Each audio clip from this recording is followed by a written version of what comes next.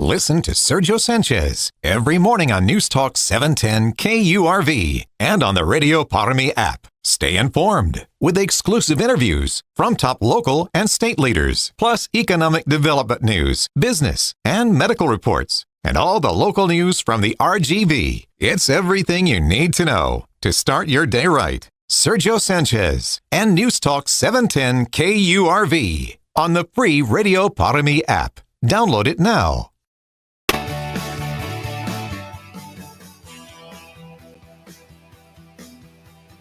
That was 921, the Sergio Show on News Talk 710 KURV, News Talk Authority, South Texas, also home to the Astros. Next game for the Astros, that'd be Friday night, hosting the Red Hot Padres. Big thank you to the Mission Economic Development Office. Big thank you to Dr. T's Primary Care for Men and Women. It's a pleasure to bring aboard to the program Allison Nguyen, American computer scientist and entrepreneur. And Allison, around here, a lot of people grinning ear to ear in Texas, especially in H-Town, in Houston, and because I'm a Houston kid, I call it Little D, Dallas, but it's big news for Dallas, too. Houston, Dallas. Major computer manufacturing. NVIDIA going to set up shop here pretty soon. Want to get your thoughts real quick on what this means to the Texas economy long term.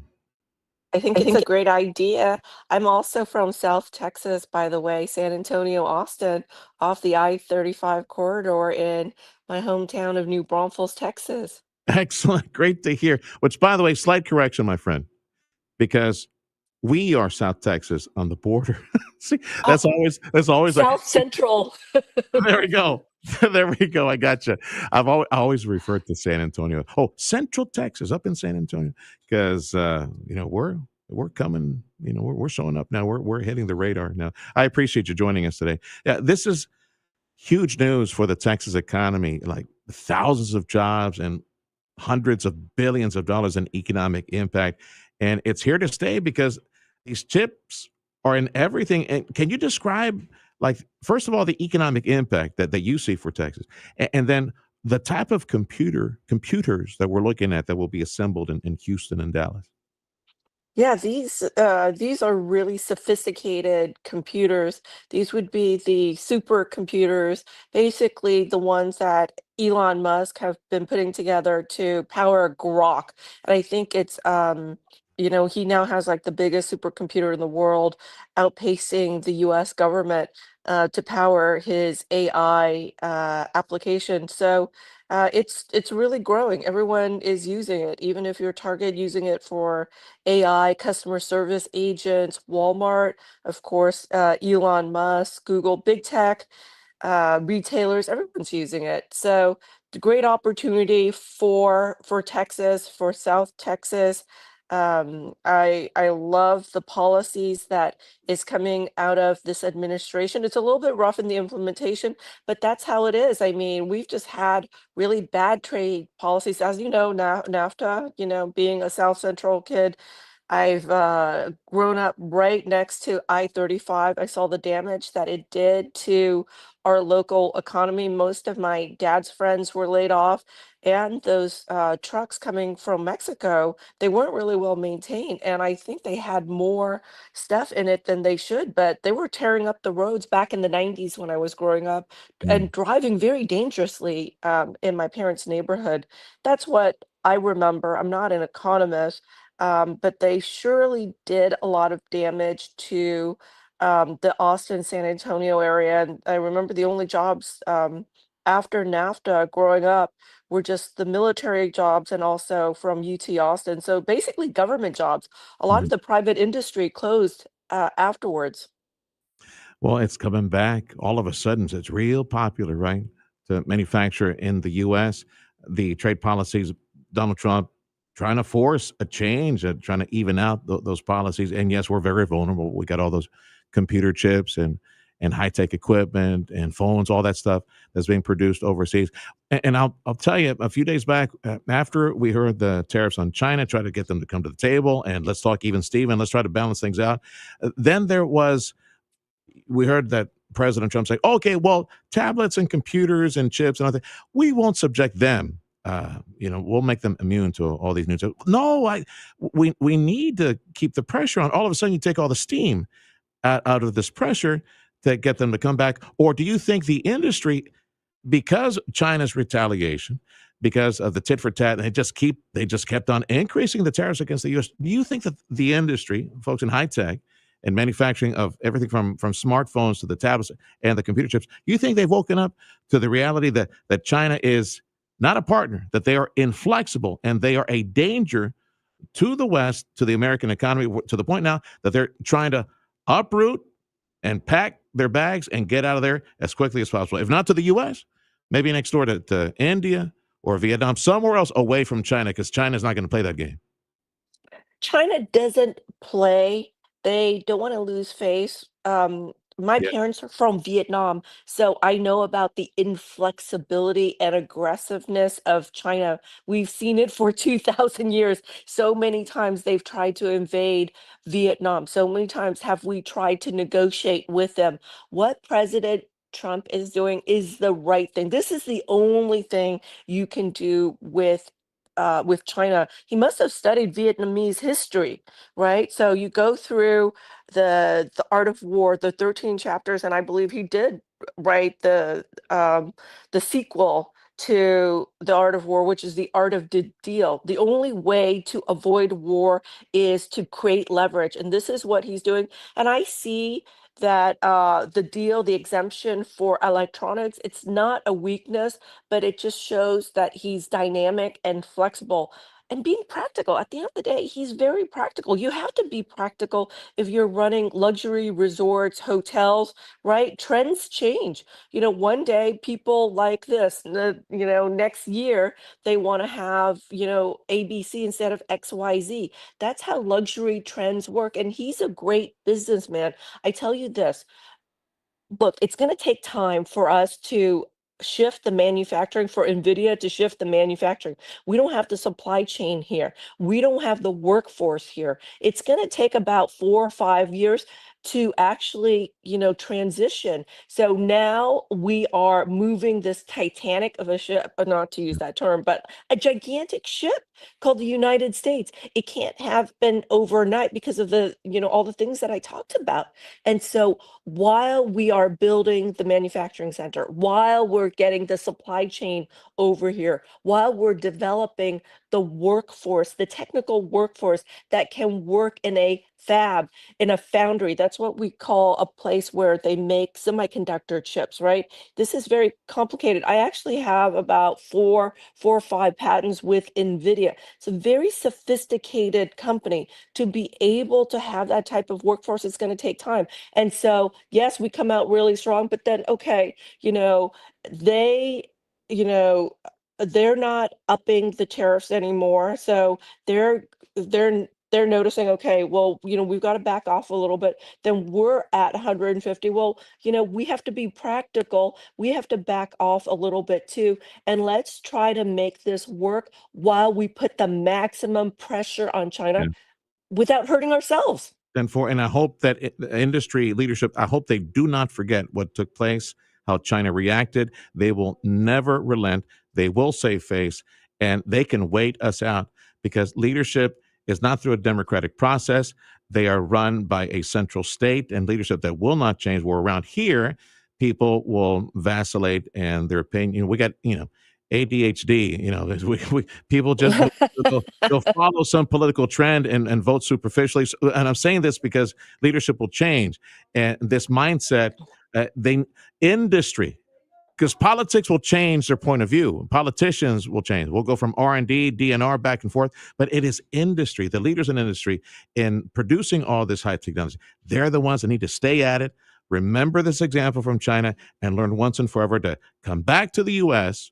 or manufacture somewhere that's, for example, with India, they've got some acreage out there and plants. And so maybe if we go 0-0 with India, maybe we go 0-0 with Vietnam as far as trade and tariffs. Yet we got a manufacturing sector still in Asia that can benefit from. High Tech Pro Allison Wen, American computer scientist and entrepreneur, is my guest. We're talking about the big news in Texas this week was NVIDIA and these big supercomputer manufacturing plants. They're coming to Houston.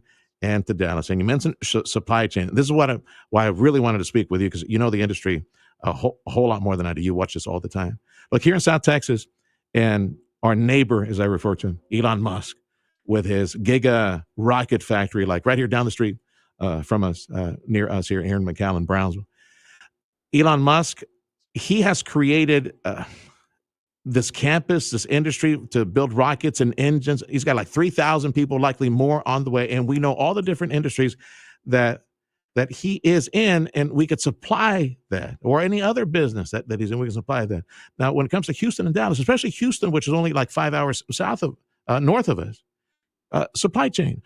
Do you think it's a possibility in this emerging economy that is Deep South Texas, Brownsville, McAllen, Deep South Texas? We have the space, we have the university, we have the college, we have the young population, we have all the assets that can help provide that supply chain. So, I don't know, maybe the shells for the computers, maybe some components on the inside, maybe some lighter manufacturing that complements what's taking place in Houston and Dallas, plastic molding, injection, or metal stamping, things like that. Is there still an opportunity for us to benefit from some of the crumbs of this feast that's being served in Houston and Dallas? Yes, we're definitely going into the golden age of AI, and the president is serving up a golden buffet. And so to create these supercomputers, they're thousands and thousands of parts. Of course, like eventually, not all of it will be made in the United States, but trying to make most of it in the United States, just like with Elon Musk, 75% of the car is made in the US. He's the most like made in US car manufacturer to date. So we could strive to make maybe 75, 80% of the computer in the US. And in South Texas, I think that is very realistic. Of course, there are certain components, micro parts that would still be made in Asia. Hopefully, one of our ASEAN friendly countries in Southeast Asia, Korea, Japan, Taiwan. I think that's perfectly fine. But many of the things can be made. The shell, the computer case. Maybe the main motherboard. There are still like certain components, because the truth of the matter, being realistic, it is a global economy, but we don't want to be choked off on everything in case there's a trade war, there's a real war. So this is a very practical application. And then plus, we need to benefit from this. A North American Free Trade Agreement, we didn't have the upper hand. The stuff with China, with the Clinton sign with China, most favored nation Yeah. with China, we didn't really benefit. And then remember, we gave them basically zero interest loans, and they get free money, and then they buy U.S. Treasury, and they hold U.S. debt, and we have to pay full market price for our debt. So why are we giving them free money so that way they can buy our T-bills and collect interest on us? Here, I here. don't know. Yeah. I was just a kid when all this happened. Literally, I was like a child in South Central Texas. I didn't really understand all this. Now, as an adult working in the computer industry, I was like, okay, my entire life, we've never had a favorable trade agreement with any country. Yeah. Why is that? It's exactly what you said. It's these politicians. They come and go, and they just make these empty promises, and they probably are getting kickbacks from some of these foreign governments and leaders. As we've seen in the press, some of the corruption and some of the ties that they try to tie President Trump to Russia, Russia, Russia, Mhm. but it all proved to be a hoax. None of it was true. But then you accuse people of what you're doing. So it makes you think what happened with the other side, right? And what they were benefiting economically. And that's why we were outsourcing everything outside our country, or not making anything anymore. And then a lot of the people in our country, especially in the Midwest and the South, were unemployed. It's time to bring all that as much as possible, as quickly as possible, because the clock is ticking on this gargantuan effort to correct this wrong. Say the name of your ventures LLC, Rook. I want to make sure I say it right. Aloe Ventures, I invest in high-tech companies. 10-4. Where do folks find you online, Allison? On X at Allie Wynn, ALLIHUYNH. It's a pleasure. I'd like to bring you back. I know you have likely an amazing story. Born in Vietnam, and you were raised as a political refugee, and now look at you. You're helping high tech in our country and leading an investor, computer scientist, entrepreneur, philanthropist. Would like to have you back. Talk a bit more about yourself, Allie. Love to come back. Thanks, Right. Sergio. Thank you for your time. Thanks for joining us today. That's Allison Wynn. This is the Sergio Show on Newstalk 710 KURV. We invite you to join us at Radio Para Mi. Download the free app. And from time to time, we do these interviews. We go live on X as well. Hello, Elon Musk. Hello, neighbor. Live on X, also live on Facebook. And Freddie will put us on YouTube as well. YouTube Live. Big thank you to our many, many supporters here on Newstalk 710 KURV, including our friends over at our new friends over at Chamberlain Roofing and Waterproofing. The news is next.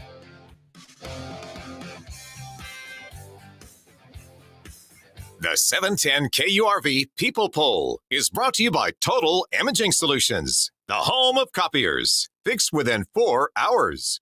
The Viva Fresh Expo in Houston, Texas was buzzing with innovation and industry insights, and 710